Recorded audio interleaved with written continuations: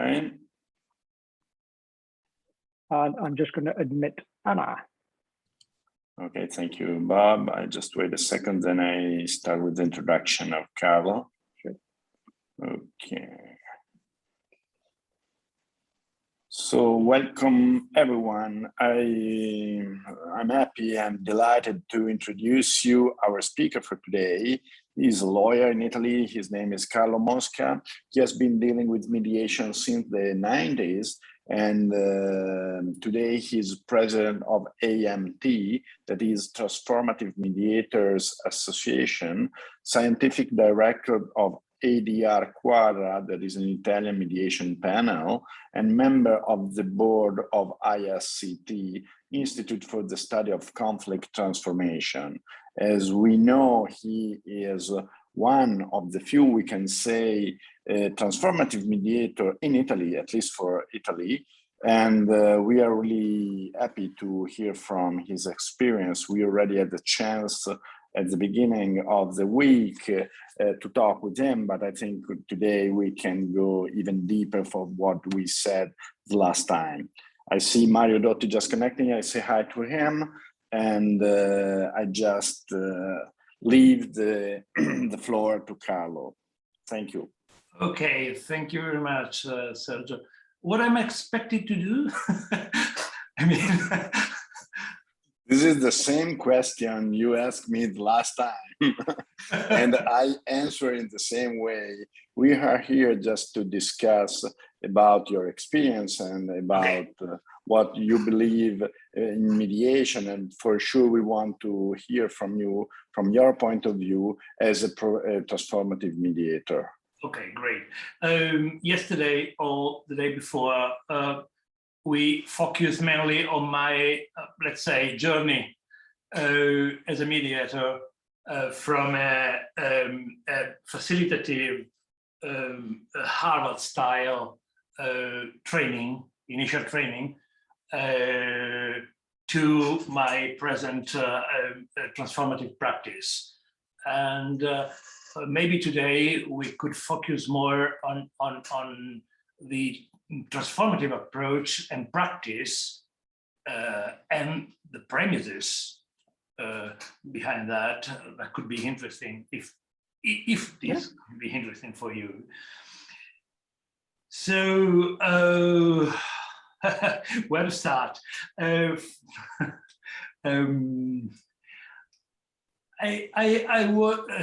This morning I went to gym, and under the and after I was thinking of a concept of how transplants could go wrong sometimes, and I was thinking of the transplant of the principled negotiation into the mediation fields. And I guess that the mainstream approach, I beg your pardon if I involuntarily offend somebody, but the facilitative approach, the mainstream approach, sounds kind of naive to me now, because I think that something went wrong when you transplanted the, Fisher and Urey and the guys in Harvard project into the mediation. Because one thing is to be in a negotiation and to think that you better look at the interest and the needs instead of positions, instead of simply bargaining, opposing requests. The other thing is to be a part involved into a conflict. There is something more, something qualitative more. And I guess that all my previous practice, I actually used to mediate as a facilitative problem-solving mediators for 15 years, so quite a long time. And I had faith in the model, but I began realizing that the model, as I said, was quite naive, because he considered the parties as rational agents. That is not. The people are not rational. They do not make economic decisions in a vacuum situations. They are embedded into emotions, into rage, into difficult situation that moves their inner feelings and the emotion. And the facilitative approach simply consider emotion something kind of disturbing that you have to allow, but just a bit.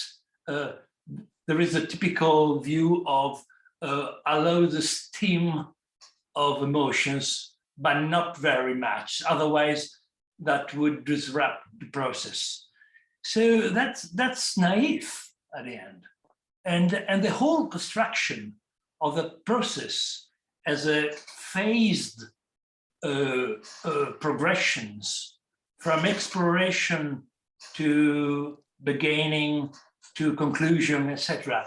That's something unrealistic to me. And in my practice, I began realizing that.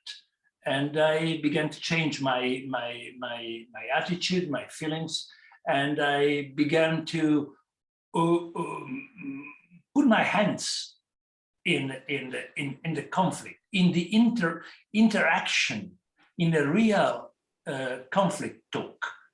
And that's why I on Monday, I was talking about conflict talk, and my major interest now is in how people interact instead of, rather than what people are discussing. And this fits, let's say, very well with the transformative approach. and that's why at the end of the day, I now turn that way, and I practice as a transformative mediator. So in short, the premises of the transformative framework are that the people in conflict are embedded into a difficult situation that diminishing in a way their ability to deal in a rational, objective, and economic way. And what a mediator can do is to help them to get that point of making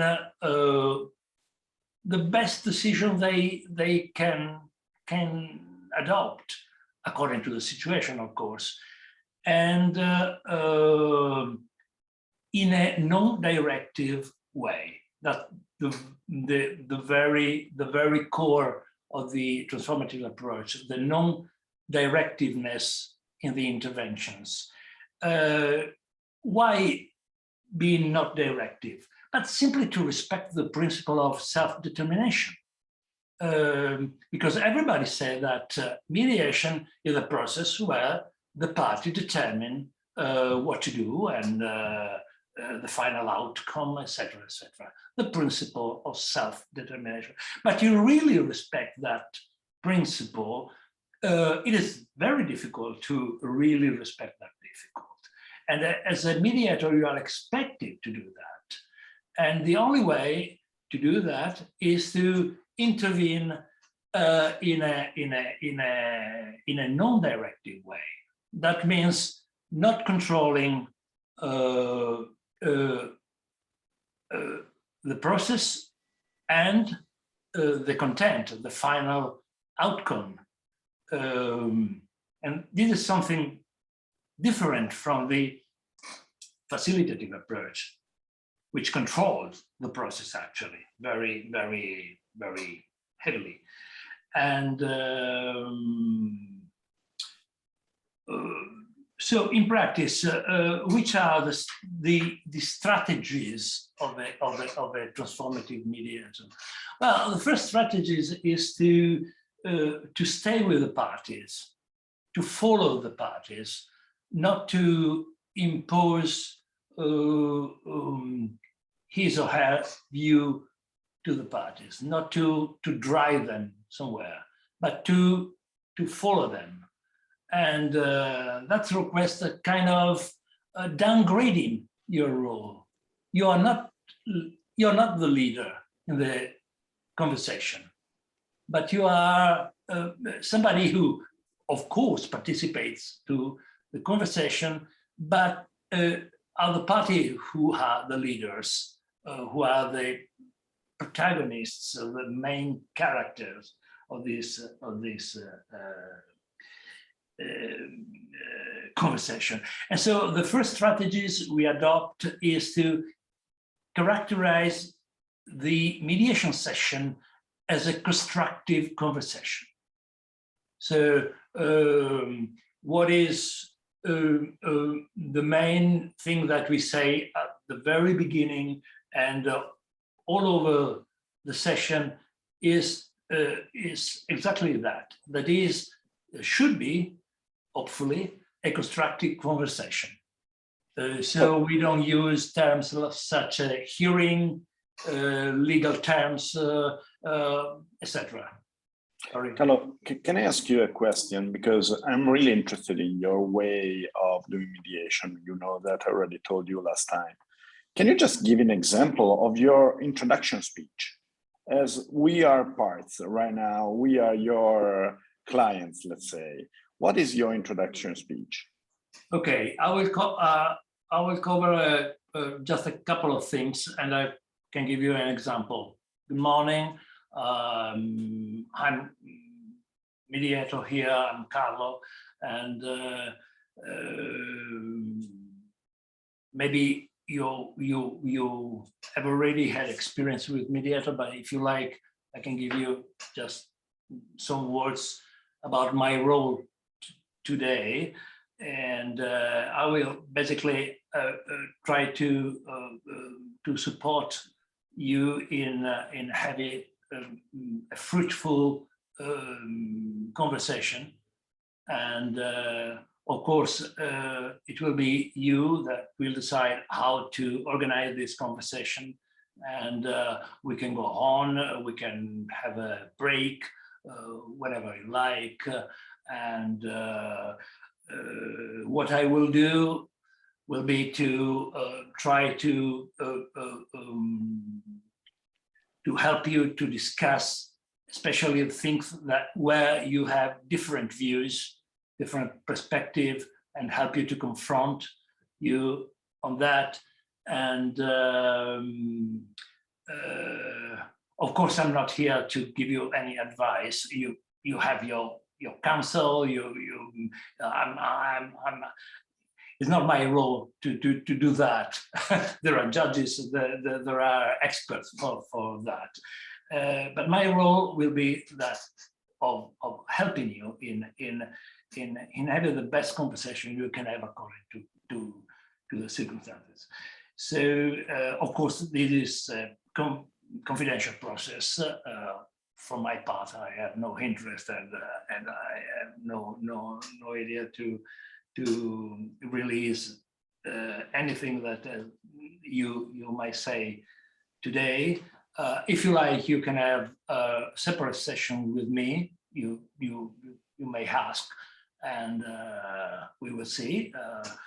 But it will be you who decide basically what to do. And of course, one of the possible outcomes of the mediation is that you may find some arrangements, some way of finding agreement. In that case, I may help you to discuss the terms of these agreements, but will be you, of course, who decide those terms. Well, any further questions? No, I was listening because it seems to me the main point for you is establish the communication between the parties, and you want them to be the main player. You decide what to do, how to do it, and sorry if I use the same word I used 2 days ago, you are just there to witness what is going on, because you are not taking part in directing the parties, right? Is this right? Yeah, another thing that I used to say is that the topics that will be that will be discussed will be decided by the parties. I mean, the parties have to decide what to talk about. Yeah, they have. You are free to choose and decide what you want at the end. So it's not me who decide the list, the range of, or limit in a way the scope of the discussion. Yeah, I would like to say that from my point of view, I don't like to label models or frame. I mean, I think every procedure and every people has his own way to manage the procedure. Then every one of us has his own method, because when you started your presentation today, I was just listening. I agree with you that the facilitative model now is a bit naive. I'm just using your words. But we have to remember that the Harvard model has already 20 years. So I hope something change in this time. Then it depends on the single mediator, what is his approach to the mediation. But many times I feel, I'm just talking about my experience, is sometimes I feel more directive, sometimes I feel more facilitative. I still didn't feel myself as transformative, but I would like to someday. And for that reason, I already say that I would love to be part of one of your mediation as a witness, yeah. Because I'm really interested. I want to see in practice in real life how it happens, because I would love to understand how can you manage the parties to talk each other without interrupt them or just watching the flow. I think this is really great. I believe you got the right point. I think that's a good approach, but not many mediators, from my point of view, are able to do it. Good point, Sergio. There is one thing that I want to stress, that one thing is differences in styles, because everybody's got his styles. His own style, right? Yeah, there are people more talkative, more interventionists, other a bit more relaxed, etc. But one thing are styles, the other are ideological framework. So if I may summarize the difference in the opening, is that in the transformative framework, you don't take control of the process. You explain that you are there just to help the party to have their conversation. And the typical end of this preliminary little talk is, well, how would you like to start? That give the ball to the parties, because they immediately get organized and quite naturally one start talking, the other start listening, etc., etc. But I never say now it's your turn, and then yeah, I understand. Claudia. Yes, Carlo. One question from my side. Would you say that your transformative approach could be more suitable for certain kinds of disputes as opposed to others?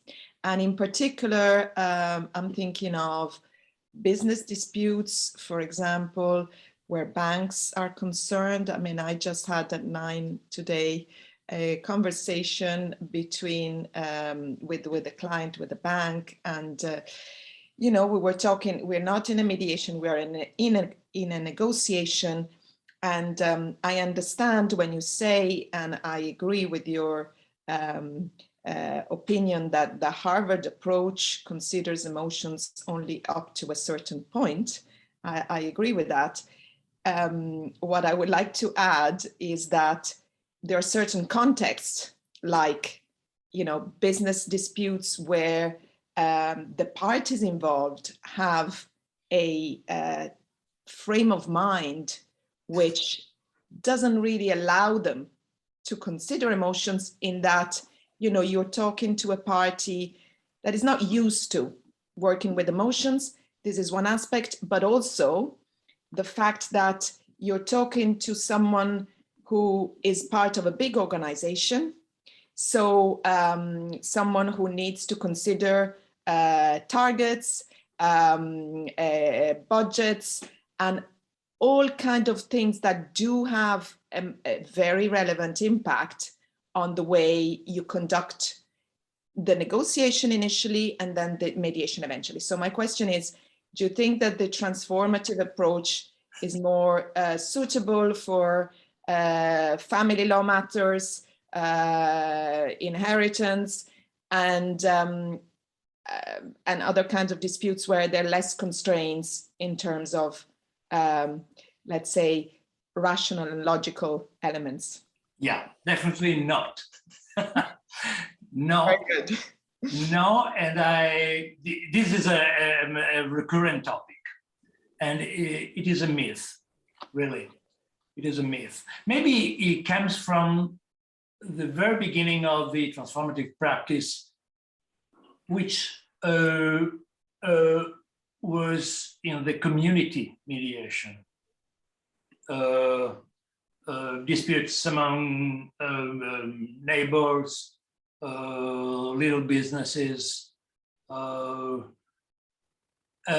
and on the contrary, in the corporate mediation, the facilitative Harvard-style mediation model took immediately the grasp and the influence of that. But coming to your question, definitely not, because you are all the time in a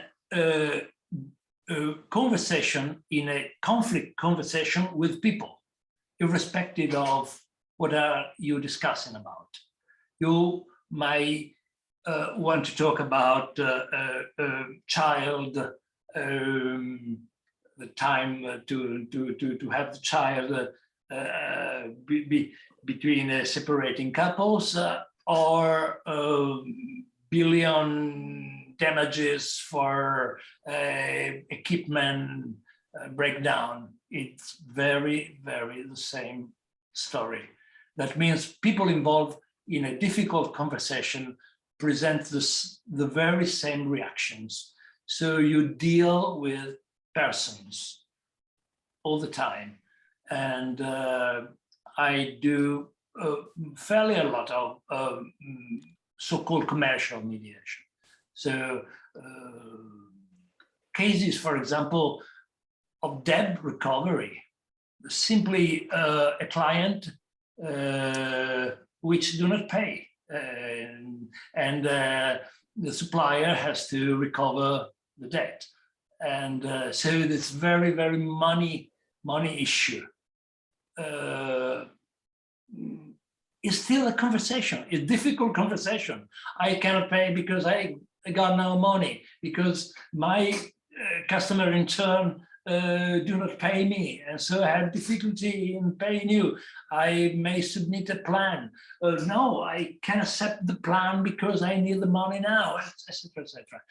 So shortly, there is absolutely no difference. Yeah, no, it's. I mean, I agree with the general statement that, of course, you know, emotions flow everywhere and in any context. Sometimes I find that the parties would be reluctant, you know, like, you know, the person who comes and talk to you would be reluctant to understand the really the advantage of, you know, of having emotions emerge, and would not see you know, the benefit of having a conversation where the parties discuss without a guidance. So often is the parties who are asking for, you know, a facilitated approach, and they would feel you know, not at ease with being at the forefront of the so, and especially, yeah, like, you know, and then you said debt recovery. I mean, there are situations where the party would not see the benefit. So in a way, I presume we go back to the case that maybe, you know, that conflict cannot be mediated. What you think about? Yeah. Absolutely. Yeah. Absolutely. Absolutely. So it is still a party's choice to decide what kind of conversation they want to have. So there are cases where one party says, "Oh, I'm not here to hear your problems. I want the money. I want the money now. What you can do?" So it's always a conversation going on. So how can I explain? Recently, I had a mediation regarding a plant restructuring in the north of England, and the contractor was an Italian engineering company. Things went, of course, wrong some way, because the systems, the electrical systems, were not good enough at the end, and we had one session in Milan, and I was counsel in that case, and the mediator kept us all the time in separate rooms. We started in the morning, and you know, typical shuttle mediation. And I went crazy. And I went crazy because me and my clients wanted to explain to the other party what went on, and wanted to hear from the other party what were their position and their views. And well, at the beginning of the afternoon, I realized that the counsel of the other party that I didn't know who was actually, was a friend of mine, and I had his phone number. So I called him and I said, "Why don't we meet?" Because the mediator kept on saying that you won't meet us. And he said, "Absolutely not. He was saying the same to us." So that's a terribly manipulative intervention by the mediators. And at the end, we met, actually, in spite of the mediators. And we finally had a conversation. And so just an example to say that what people need to deserve to get in the mediation is a possibility to handle the conflict as they like. And the mediators cannot force them into a predetermined way of handling the conflict.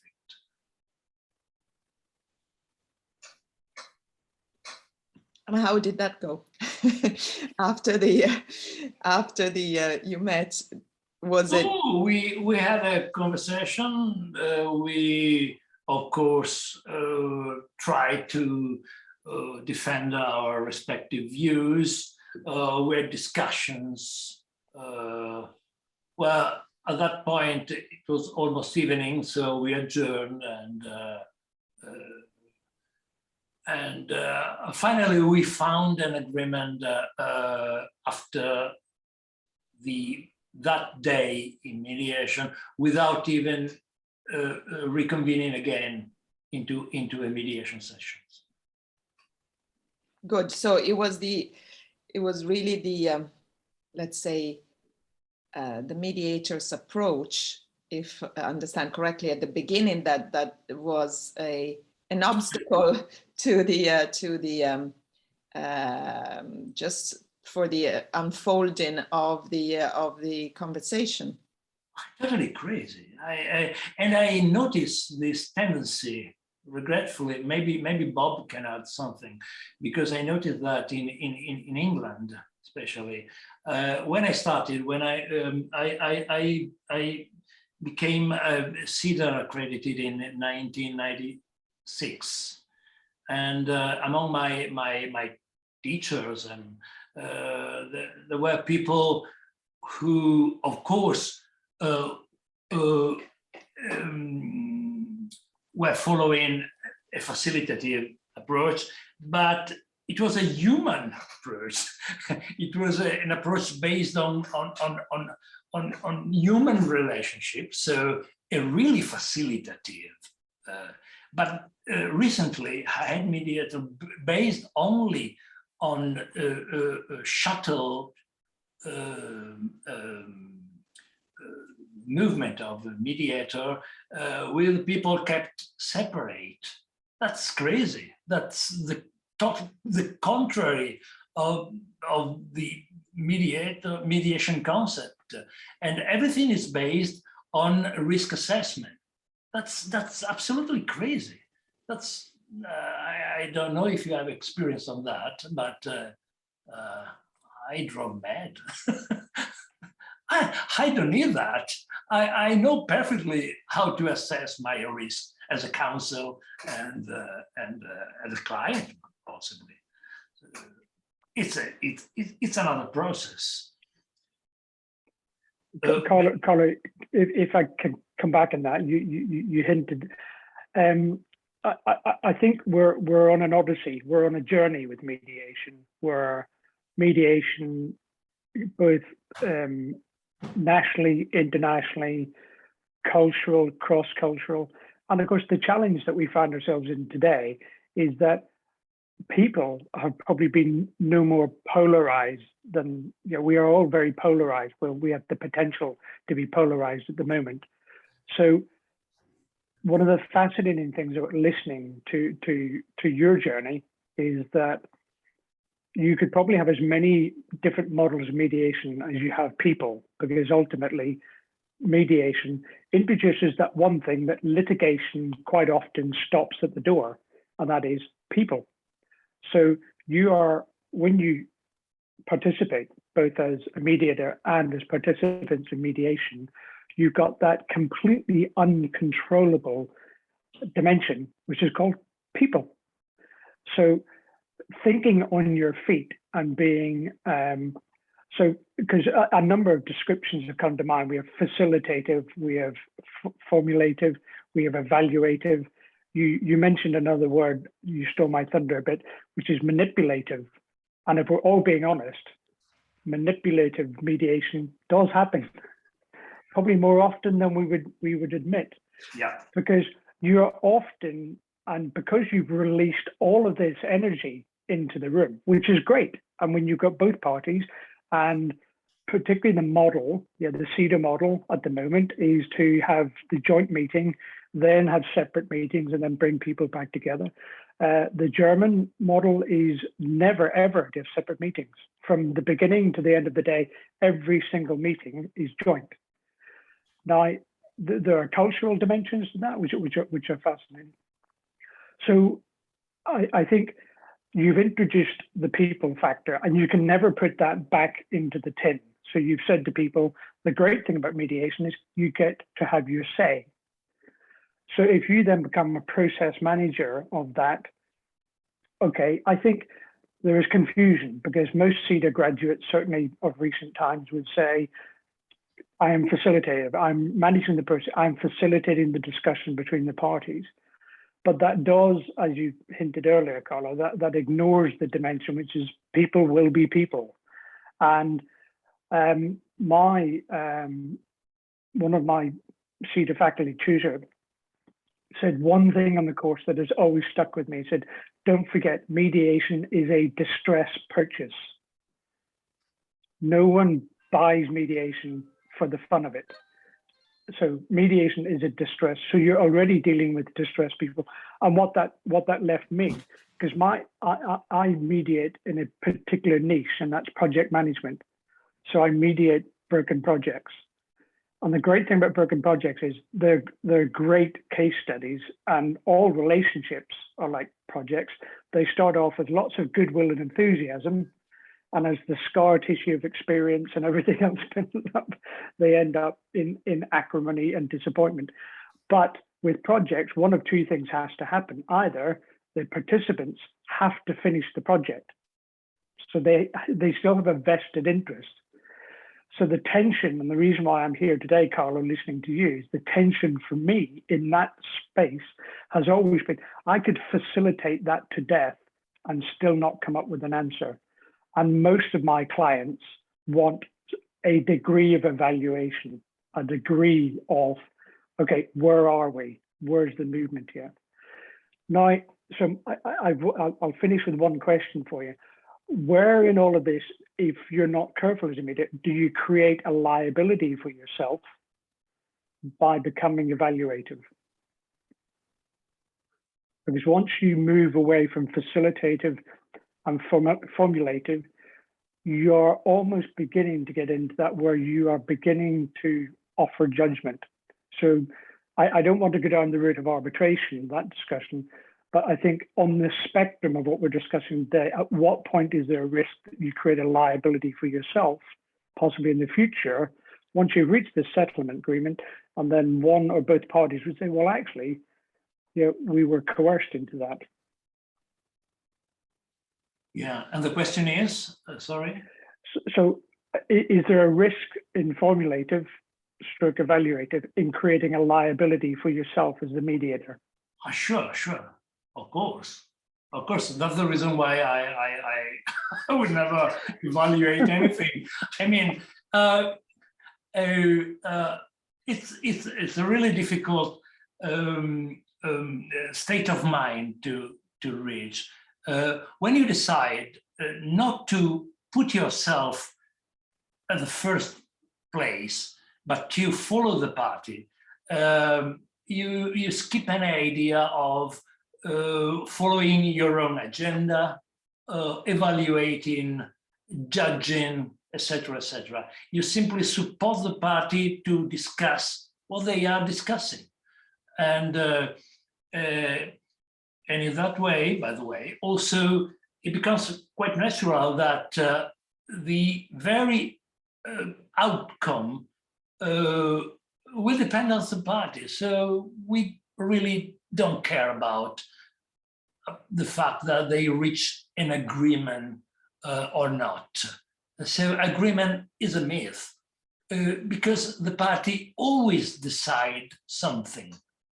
They may decide to stop any negotiation and get rid of that terrible opponents and get their way, or to find some kind of composition with various features, various aspects, etc., etc. And you can help, of course, them to wrap it up in a decent way, but the way they like. So my state of mind is to be prepared to follow the party on whatever they do. So it's not me. I don't need to like a solution rather than another. So it's out of the question that I evaluate something. I think we have a question from Mario. Yeah. And then, sorry, Bob, you wanted to, sorry. No, I was just going to say exactly the same thing, Claudia. Mario. Okay. Hey, thank you. Hi, everybody. Carlo knows that I don't like, as a mediator, to put the lid on emotions. So I will try to pose a question that makes Carlo uncomfortable, but I'm sure I won't make it. Talking about dynamics. We know that in transformative mediation, you have to follow the parties, and then you have to also to follow the dynamics between the parties and support it.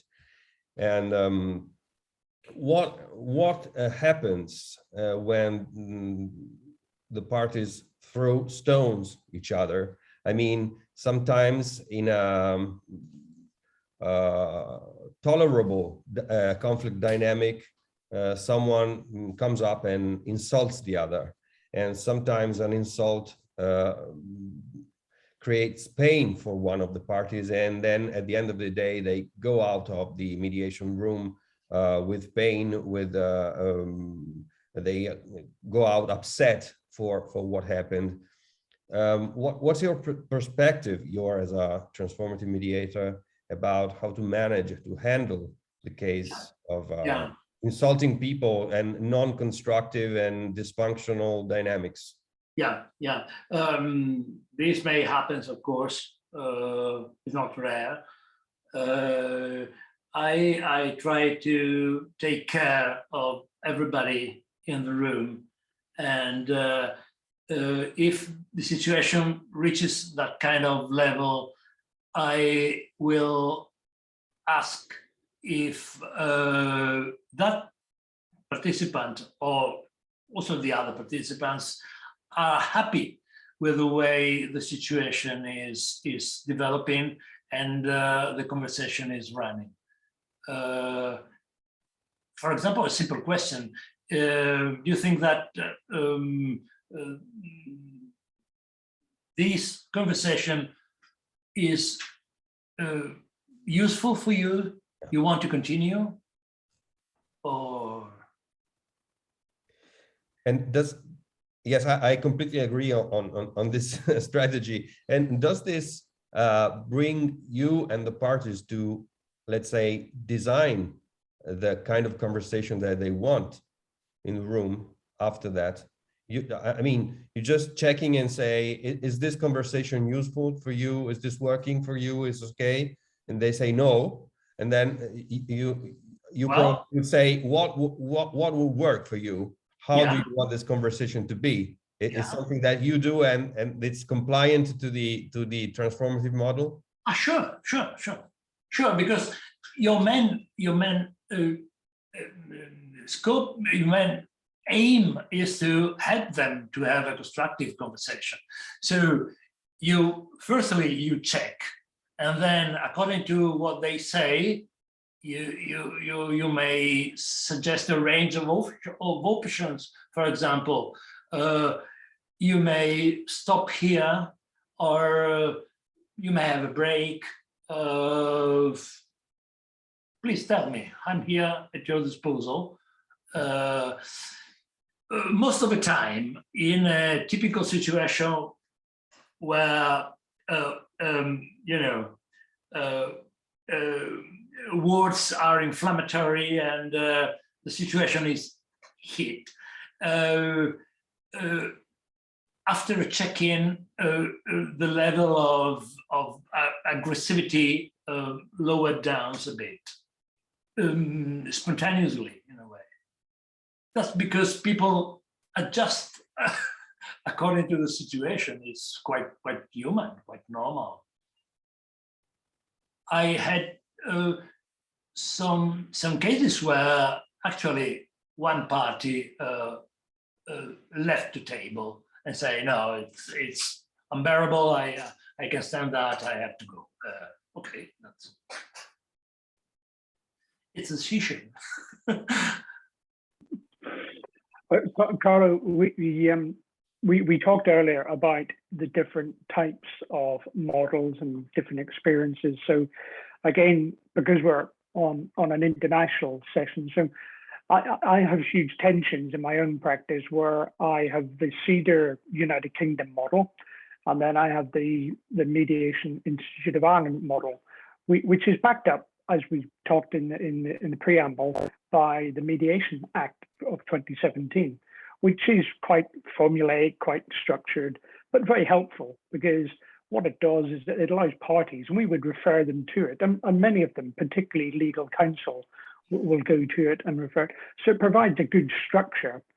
And what I tend to find is that the more structure you have before you get people to the mediation actually allows them to be more flexible once they're in, because they feel like we all want boundaries and we all want to know where the lines are. So that can be quite helpful, because it then allows them to express themselves quite openly. And because, as you said earlier, you have these two parties who sometimes they just want absolutely the best. But they know the great thing about mediation is that the outcome is, it's not predetermined, but people have come to mediation to settle. Sure. Yeah, that they would come to court to gamble, but they come to mediation to settle. And I think it's always worth bearing that in mind, because that allows you to let, to Mario's point, to let that emotion and let some of that anger and frustration really go. And it's always, so the Irish model, if I can call it that, actively encourages that at the early stage, to let that run really to the point of just before it gets too difficult. And the telling thing for me is, once people get to that expression and they've given it everything and they're almost exhausted, and then they say the last thing, and it's always those last three words that tell you exactly what they're thinking and what they want.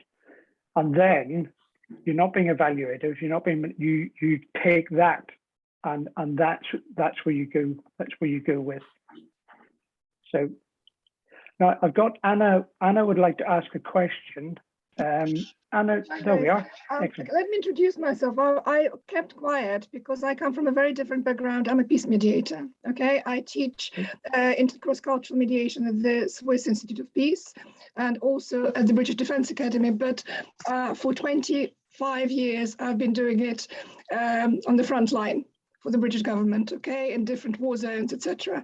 And I was very interested in comparing the models on how transformative mediation can actually be applied to the field where I work, where, you know, it will be whether designing the national dialogue structure or indeed negotiating the hostages. And quite often, I would say that the Harvard model prevails much more because parties just can't be in the same room physically. They would not tolerate being in the same room because of what's happening. But I think the more I listen to you, the more I think the transformative mediation actually helps. But there are three questions or comments, and maybe I would be very interested in your views on this. One, I think, is the issue of time. In the zones or in the field I work, time is quite sometimes much shorter. Listening to you, Carlo, I think transformative mediation requires more time. You give them more of a breather, you give them more of a space, you know. So that is please comment on this issue of time. The second comment I've got in a question is, I worked in different cultures. I worked in 50 countries in the world, all over, you know, and had the chance to look at this.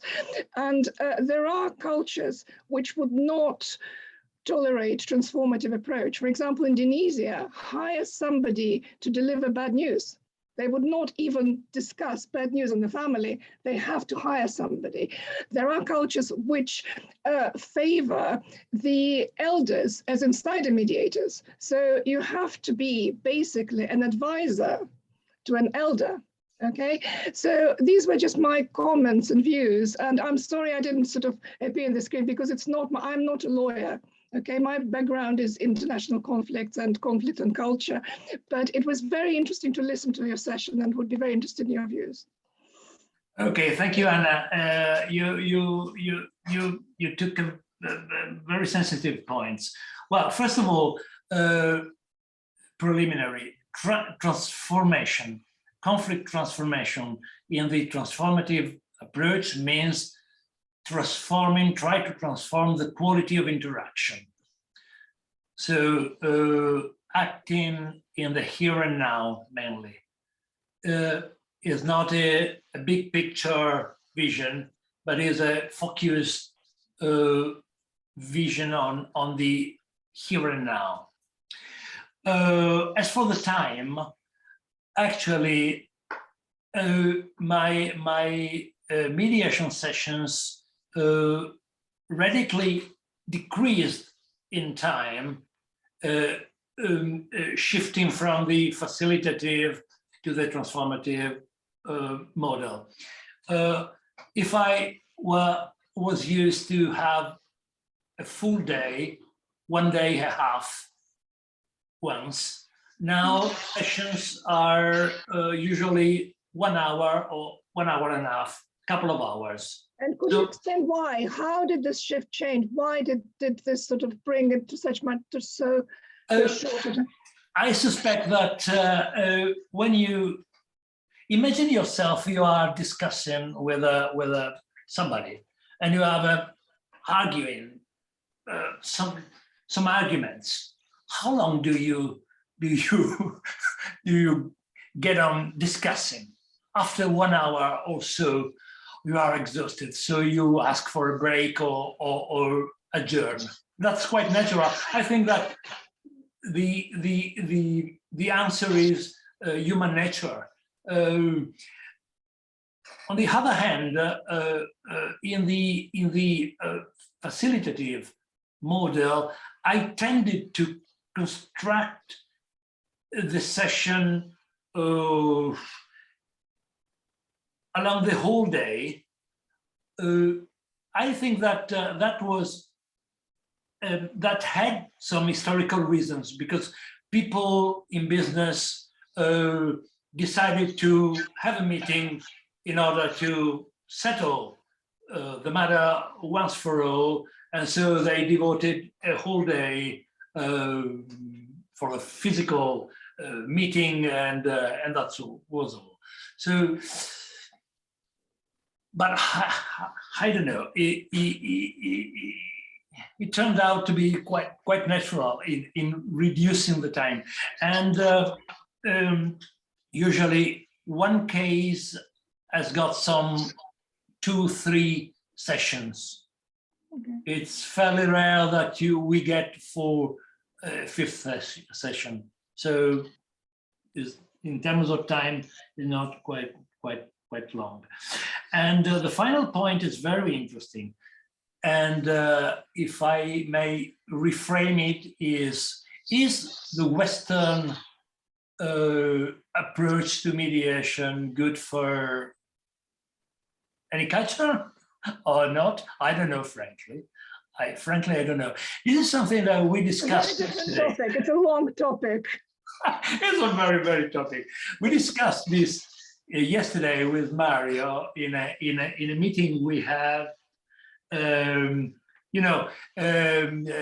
mentioned the Italian Association of Transformative Mediators, which is a bunch of some 30 people volunteering, and but we had a good idea to meet regularly every second Tuesday every month in order to discuss things, and we call it the tea break. the Tuesday tea break. And yesterday we discussed exactly that. And I suspect that, cultures, of course, are different. As you mentioned, in Indonesia, in Africa, I read, for example, an article attacking the transformative approach in cases of divorce in Africa, because there were many cases of really attack to women, physical and psychological attack to women. And so the idea to have a mediator who does not intervene to protect the weaker party, it is something difficult to accept. Yeah. But my personal idea is that we are human, and as I said, I interpret my role as a catalyst of discussion in order to transform the quality of the interaction, possibly, if I may, from destructive to constructive. And so, if this may apply, irrespective of the culture, I will be happy. Of course, there will be some cultural difficulties, of course, but this may be found also among people 10 kilometers from where I live. So. Okay, thank you. Thank you very much. My battery will go in a second. So if I leave the session, it's not because I am not interested, okay? No problem. Anna, thank you very much. Carlo, thank you for that. We've literally got 2 minutes left. So first of all, I'd like to say we talked about the length of mediations, what have you. I think this conversation could actually go on for the rest of the day, but I think Lisa might stop me if that was the case. So, Carlo, if the intention was to transform my understanding, you've got 10 out of 10. So we have a new transformative mediator now. And I would love to attend Tuesday coffee break if you'd extend that invitation. That sounds fascinating. Yeah. You just have to give me an email. That would be super. It sounds great and very lively. So I've just dropped the link into the chat for the rest of the week. So first of all, Carlo, once again, thank you very much. Transformative, very entertaining and great. I'd just like to say a quick thank you to our sponsors, collaborators, and all the volunteers who've made this week possible.